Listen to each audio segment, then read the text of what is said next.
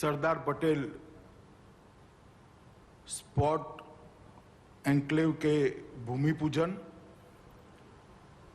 और नरेंद्र मोदी स्टेडियम मोटेरा के उद्घाटन प्रसंग पर आज हम सब के बहुत आग्रहपूर्ण निवेदन को सम्मान करते हुए उपस्थित महामहिम राष्ट्रपति श्रीमान रामनाथ कोविंद जी, भारत की प्रथम महिला श्रीमती सविता कोविंद जी, गुजरात राज्य के आदरणीय राज्यपाल महोदय आचार्य देवव्रत जी, भारत सरकार के खेलकूद मंत्री मेरे साथी श्रीमान किरण रिजिजू जी, गुजरात सरकार के ऊर्जावान उप मुख्यमंत्री श्रीमान नितिन भाई पटेल जी, संसद सदस्य और जिन्होंने पूरे स्टेडियम की कंस्ट्रक्शन में बहुत योगदान दिया है, ऐसे भाई परिमल नथवाणी जी, गुजरात सरकार के मुख्य सचिव श्री अनिल मुकिम जी, एशियन क्रिकेट काउंसिल के अध्यक्ष बीसीसीआई के सचिव श्रीमान जय जी, श्री धनुराज नथवाणी जी और आज देश भर से आए हुए राज्य के सभी खेलकूद जगत के नामांकित व्यक्तिगण और उपस्थित भाइयों और बहनों, आप सभी को मैं प्रणाम कर मेरी बात की शुरुआत करना चाहता हूं। मित्रों, आज भारत के खेल जगत के इतिहास का स्वर्णिम दिन है। आज के दिन भारत के राष्ट्रपति महोदय के कर कमलों से भारत के लौह पुरुष, भारत रत्न और गुजरात के सुपुत्र सरदार वल्लभ भाई पटेल के नाम के साथ जोड़कर एक बड़े स्पोर्ट एन्क्लेव का भूमि पूजन करने की शुरुआत आज राष्ट्रपति महोदय के हाथ से हुई।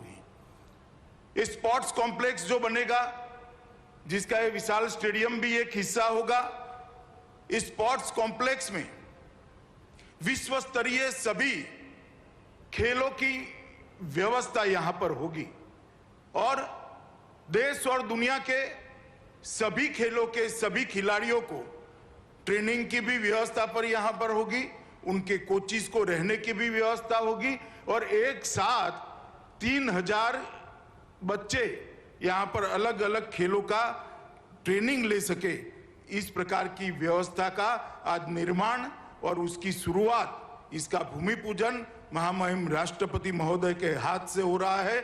इसका मुझे बहुत बहुत आनंद और गौरव दोनों है, क्योंकि मैं यहाँ से सांसद भी हूँ। राष्ट्रपति महोदय, आज आप मेरी कॉन्स्टिट्यूएंसी में पधारे हैं, इसलिए सांसद के नाते भी मैं आपका विशेष स्वागत करना चाहता हूँ।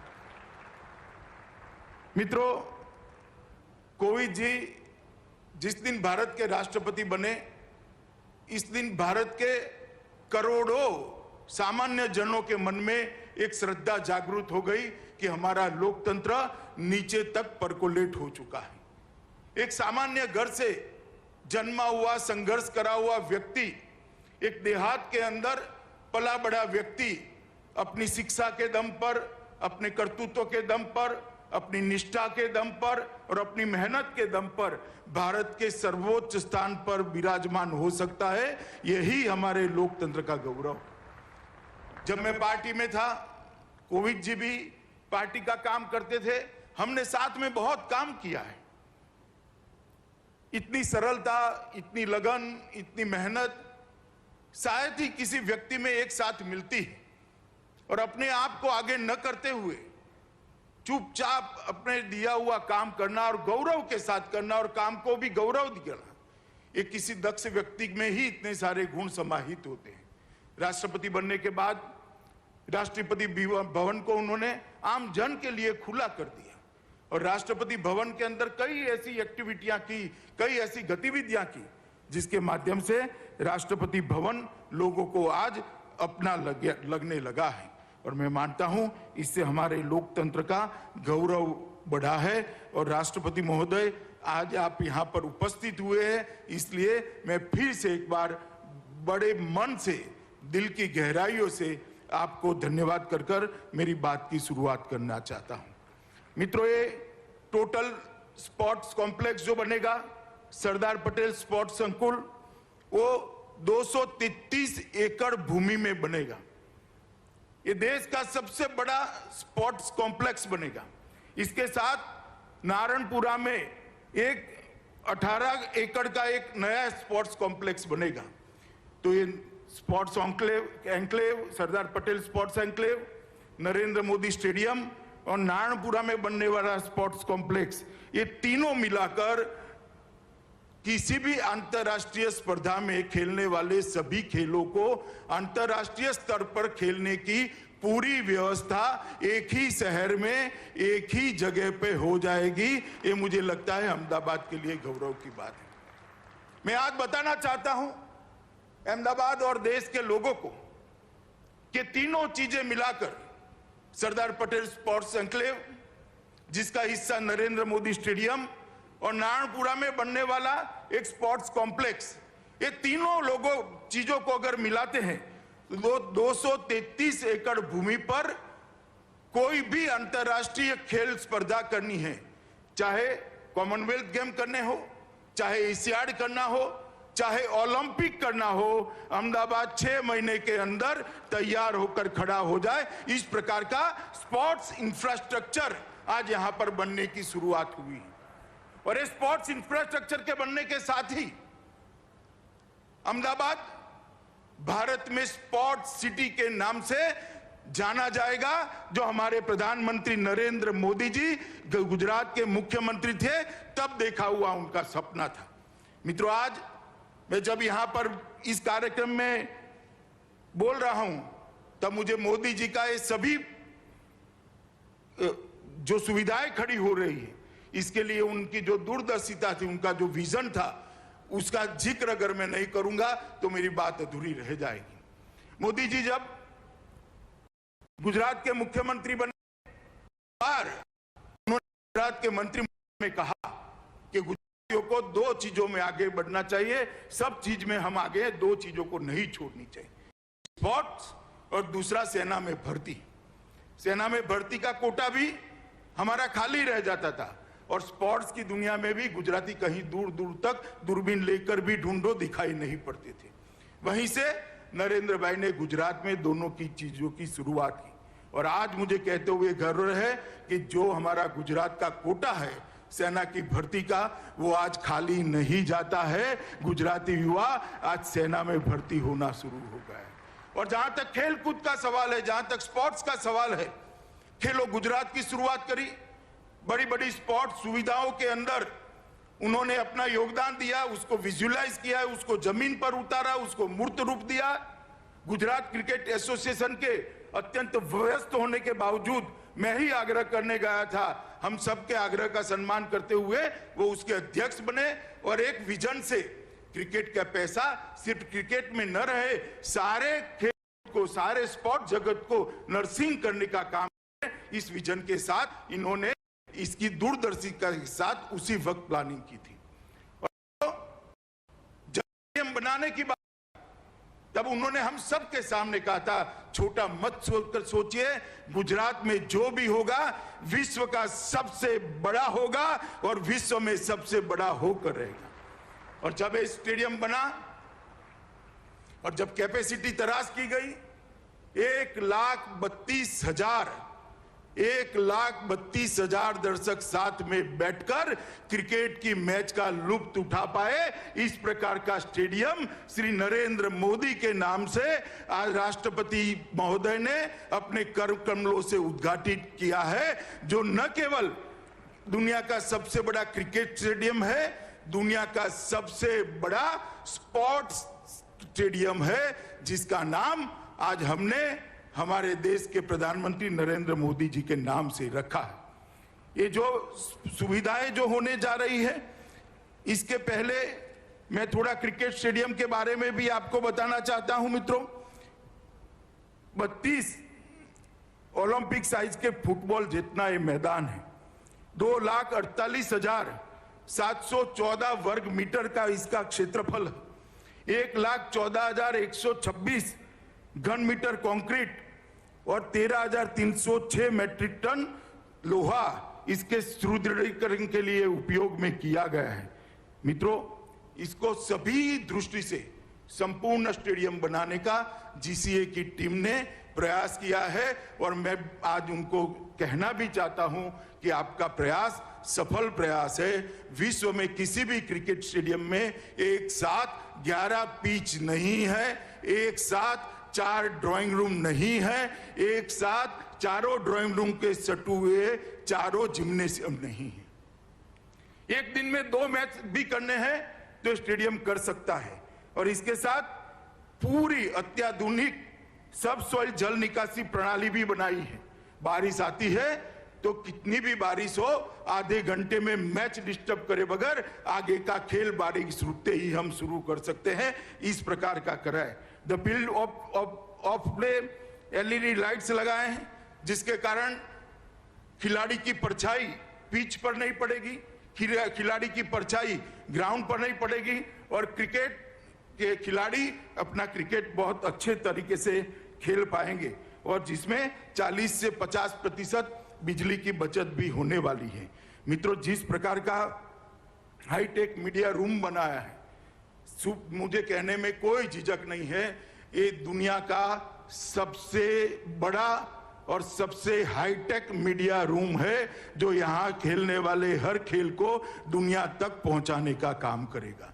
खेल चाहे नरेंद्र मोदी स्टेडियम में खेला चाहे सरदार पटेल स्पोर्ट्स एन्क्लेव के अंदर खेला चाहे, वो खेल को प्रसारित करने की व्यवस्था ये नरेंद्र मोदी क्रिकेट स्टेडियम के मीडिया रूम में है। और हाईटेक मीडिया बॉक्स जो बनाए हैं वो भी अपने आप में एक बहुत आधुनिक प्रकार के बॉक्सों का सृजन मेहनत कर प्लानिंग कर जीसीए के माध्यम से किया गया है। यहाँ पर आवाजाही के लिए बीआरटीएस से भी जुड़ने वाला है, मेट्रो भी यहाँ तक पहुँचने वाली है और जब ये रिवर फ्रंट का एक्सटेंशन समाप्त हो जाएगा, एक सुंदर मां नर्मदा और साबरमती के नीर हमेशा यहाँ शांति और शीतलता प्रदान करते रहेंगे। इस प्रकार का एक कुदरती नजारा यहाँ पर बनने का काम समाप्त हो जाएगा। और मित्रों, मैं इसके साथ में ये भी कहना चाहता हूँ कि स्पोर्ट्स कॉम्प्लेक्स के अंदर ही, नरेंद्र मोदी स्टेडियम के अंदर ही अलग अलग प्रकार के कई खेल को खेलने की व्यवस्था की है, खिलाड़ियों को रहने की व्यवस्था की है और इसके कोचिज को रहने की व्यवस्था भी सरदार पटेल स्पोर्ट एन्क्लेव के अलावे करी।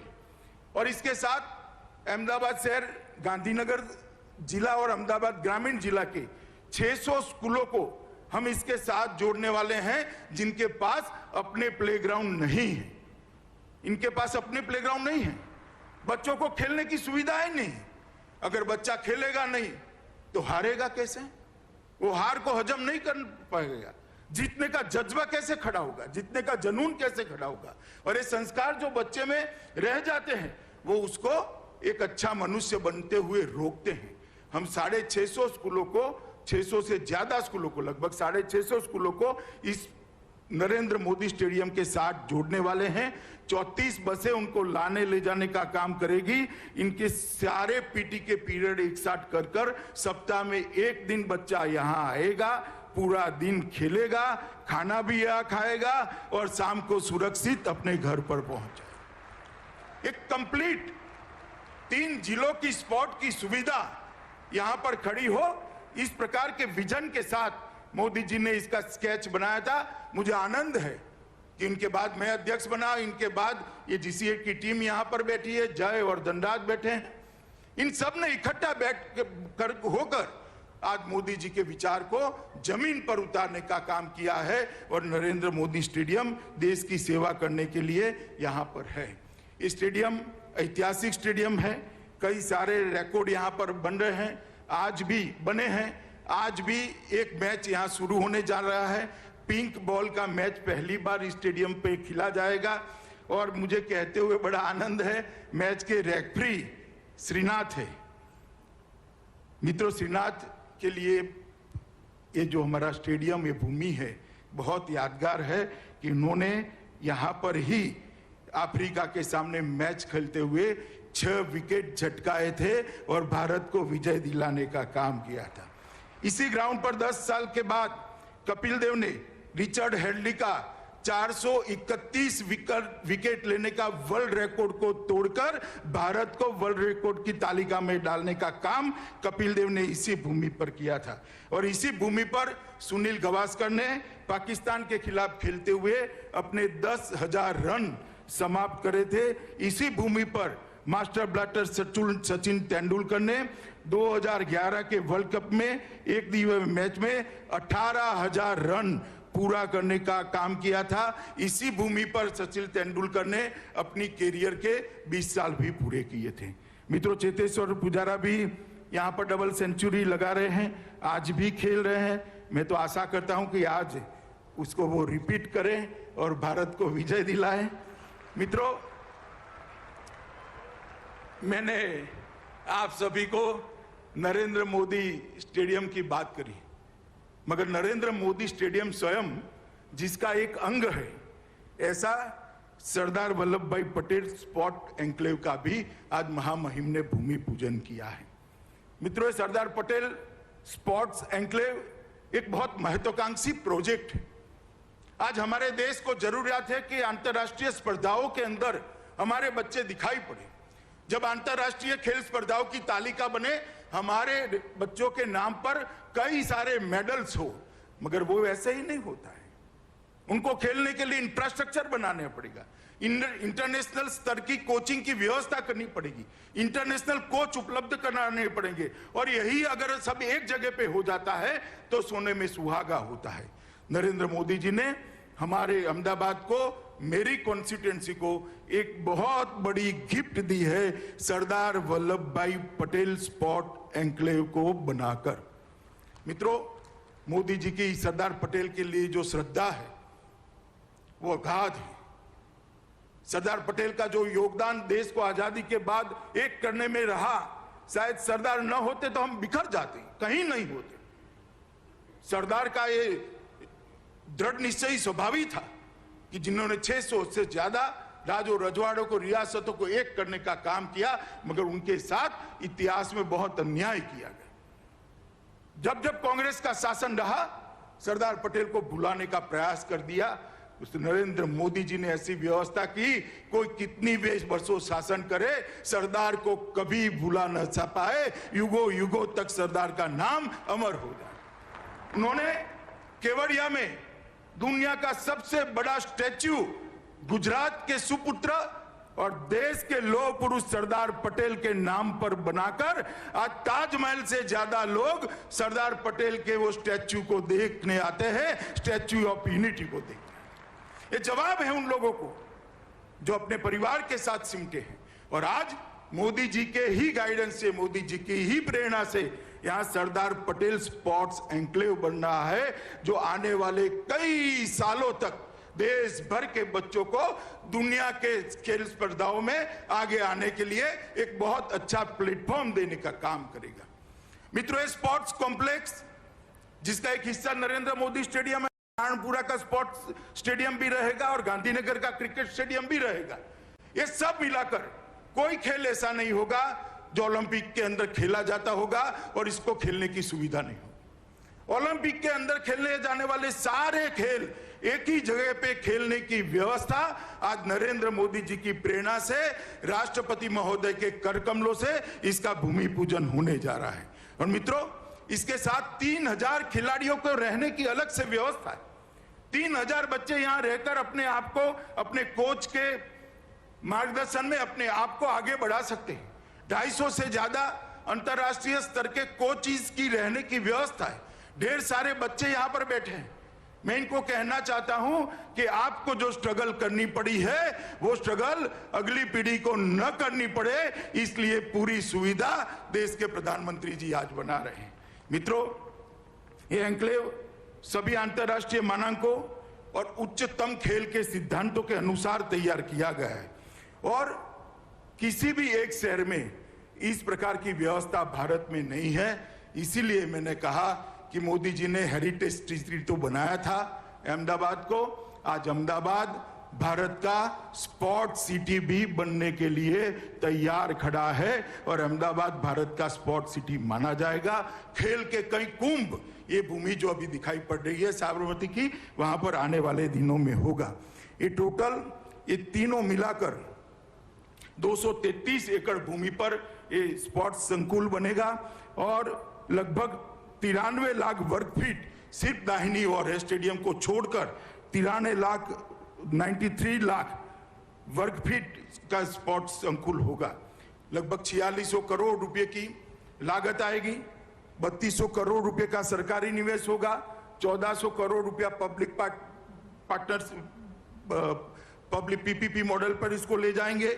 और गुजरात सरकार ने, नितिन जी यहाँ बैठे हैं, मैं उनका और विजय भाई का धन्यवाद करना चाहता हूं कि बहुत बड़ी भूमि भी यहाँ पर देने का काम गुजरात सरकार ने किया है।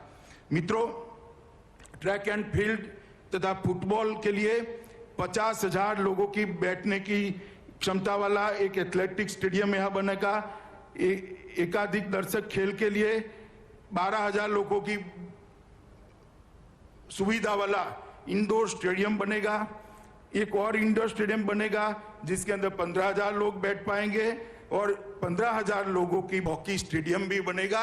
जैसे आज यहाँ नरेंद्र मोदी क्रिकेट स्टेडियम का नामकरण हुआ है, महामहिम के नाम से ही हॉकी के जादूगर ध्यानचंद जी के नाम से वो हॉकी स्टेडियम का भी भूमि पूजन आज ही महामहिम के हाथों से पूरा हुआ है।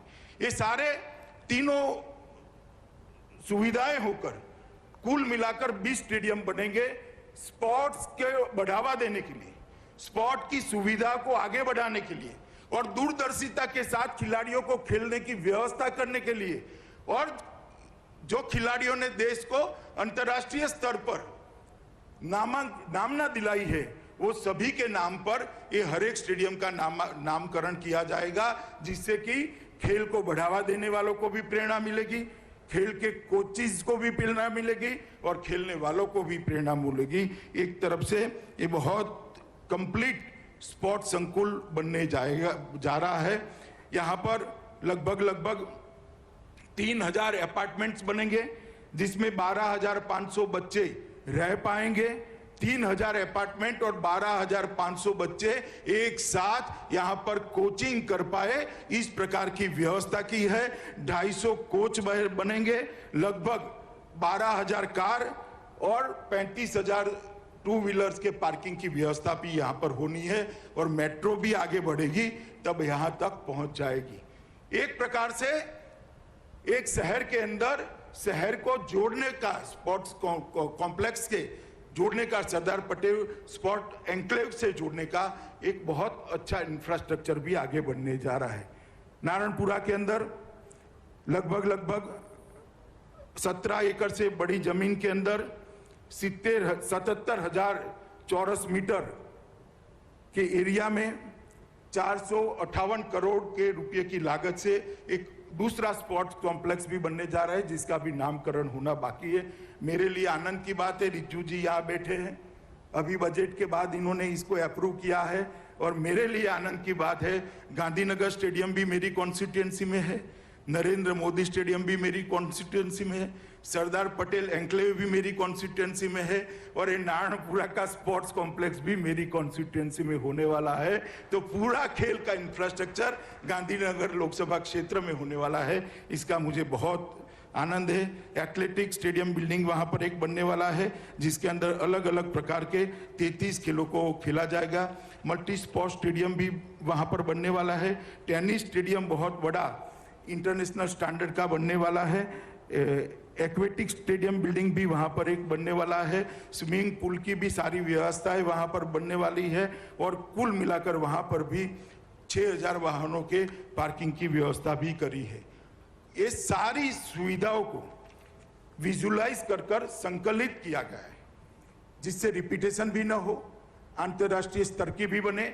और जब कोई अंतर्राष्ट्रीय स्पर्धा के लिए अहमदाबाद शहर को और भारत को बिडिंग करना है, तब वो 50 किलोमीटर के दायरे में जो अंतर्राष्ट्रीय स्तर का मानांक माना गया है, ये सारी सुविधाएं 50 किलोमीटर के दायरे में भी होगी। इसकी ट्रांसपोर्टेशन की भी व्यवस्था होगी। एक संपूर्ण दूरदर्शिता के साथ अहमदाबाद के अंदर इतने बड़े स्पोर्ट सुविधाओं का आज भूमि पूजन, लोकार्पण सब होने जा रहा है। मित्रों, मैं आज इतना जरूर कहना चाहता हूं, मैं मोदी जी के साथ 2003 से काम कर रहा हूं, वैसे तो 2080 से काम कर रहा हूं, मगर मोदी जी मुख्यमंत्री बने और मैं उनकी मंत्रिमंडल का सदस्य था। वो वहां पर प्रधानमंत्री बने, मैं पार्टी का राष्ट्रीय अध्यक्ष बना। आज दूसरी बार वो प्रधानमंत्री बने, मैं उनकी मंत्रिमंडल में उनका साथी नाते काम करता हूं। मित्रों, उन्होंने हमेशा कहा है कि जब तक खेल में युवा आगे नहीं बढ़ सकता है, देश के लिए युवा कुछ नहीं कर सकता है। और इसलिए इन्होंने खेलो इंडिया की शुरुआत की, फिट इंडिया मूवमेंट को हाथ में लिया और खेलो इंडिया की शुरुआत को 2018 में जो हुई, इतनी अच्छी सफलता मिली है जिसके कारण अब आप कोई भी स्पर्धा हो, कॉमनवेल्थ की हो, एशियाड की हो, ओलंपिक की हो, तालिका के अंदर भारतीयों के नाम दिखाई पड़ रहे हैं। एक पारदर्शी चयन की प्रक्रिया बनाई, इनके कोचिंग की व्यवस्था करी, इनको उचित कैलोरी में, उचित मात्रा में आहार मिल पाए, इसके लिए दुनिया भर के एक्सपर्ट्स को भारत सरकार ने रखा और एक बजट के अंदर मस्त मोटी बढ़ोतरी कर स्पोर्ट की सुविधाओं को बढ़ाने का काम करा और तहसील तक स्पोर्ट्स को नीचे तक, तहसील तक परकोलेट करने के लिए उन्होंने बहुत पेन लेके आगे बढ़े हैं। और मैंने इस बात को बहुत नजदीक से देखा है और देश में एक स्पोर्ट्स यूनिवर्सिटी भी मणिपुर में उन्होंने बनाई, नॉर्थ ईस्ट स्पोर्ट्स में सबसे आगे होता है, वहां पर बनाई और आज अहमदाबाद में पूरी स्पोर्ट्स की सुविधाएं बनने जा रही है।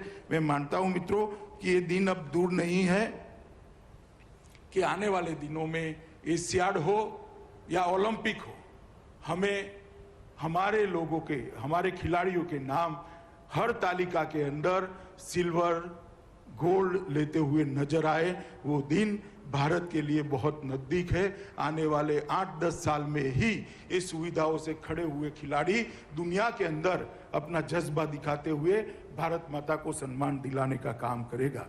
मित्रों, मैं आज यहाँ से देश भर के युवाओं को अपील करने भी आया हूँ कि मोदी जी जब से प्रधानमंत्री बने तब से उन्होंने देश का सम्मान दुनिया में बढ़ाया है और अब उन्होंने आत्मनिर्भर भारत का नारा दिया है। आत्मनिर्भर भारत का नारा का मतलब सिर्फ अर्थतंत्र के अंदर आत्मनिर्भरता नहीं है, हर क्षेत्र के अंदर आत्मनिर्भरता होनी चाहिए और खेलों के अंदर भी आत्मनिर्भरता होनी चाहिए और खेलों पर भी, खेलों की दुनिया में भी भारत का नाम दुनिया में सर्वोच्च जगह पर रखने का लक्ष्य लेकर हमारे युवाओं ने परिश्रम करना चाहिए। जहां तक इंफ्रास्ट्रक्चर का सवाल है, जहां तक कोचिंग का सवाल है, जहां तक एक वायुमंडल बनाने का सवाल है, मैं आपको मोदी जी की ओर से गारंटी देता हूं, नरेंद्र मोदी सरकार 1 इंच भी आपकी मेहनत से पीछे नहीं हटेगी। चाहे इंफ्रास्ट्रक्चर देने की बात हो, चाहे वायुमंडल देने की बात हो, चाहे प्लेटफॉर्म देने की बात हो, मगर हमारा युवा आए, खेलों को अपनाएं, खेलों को अपनी कैरियर बनाएं और आगे बढ़े और दुनिया में, खेलों की दुनिया में भारत का नाम रोशन करे।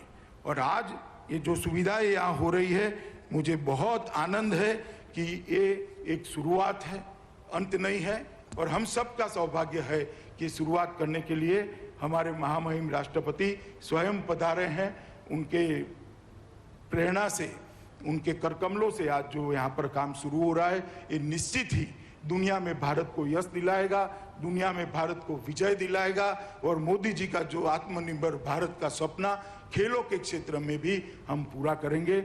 मित्रों, फिर से एक बार अहमदाबाद के सभी लोगों को और देश भर के खिलाड़ियों और खेल प्रेमियों को सरदार पटेल स्पोर्ट्स एन्क्लेव और नरेंद्र मोदी स्टेडियम, जो विश्व का सबसे बड़ा स्टेडियम है, इसके लिए मैं हृदय पूर्वक की सबको शुभकामनाएं भी देता हूं और खिलाड़ियों को बहुत बहुत बधाई देता हूं। और जो 650 स्कूलों के बच्चे यहां खेलने आने वाले हैं, उनके माँ बाप, उनके अभिभावकों को भी मैं अपील करना चाहता हूं कि बच्चे को मैदान में खेलने दीजिएगा, मिट्टी के अंदर छोड़िएगा, तभी जाकर वो सफल नागरिक बन पाएंगे। हार को पचाने की आदत पड़ेगी, जीतने का जज्बा आएगा, जीत की आदत पड़ेगी तो जो काम करेगा उसमें वो आपका नाम रोशन करेगा। सभी अभिभावक खेलों के लिए अपने बच्चे को ये स्पोर्ट्स कॉम्प्लेक्स और नरेंद्र मोदी स्टेडियम के भेजने का संकल्प करें। यही अभ्यर्थना के साथ मैं फिर से एक बार महामहिम को मेरी ओर से धन्यवाद करते हुए मेरी बात को समाप्त करता हूं। भारत माता की जय। धन्यवाद।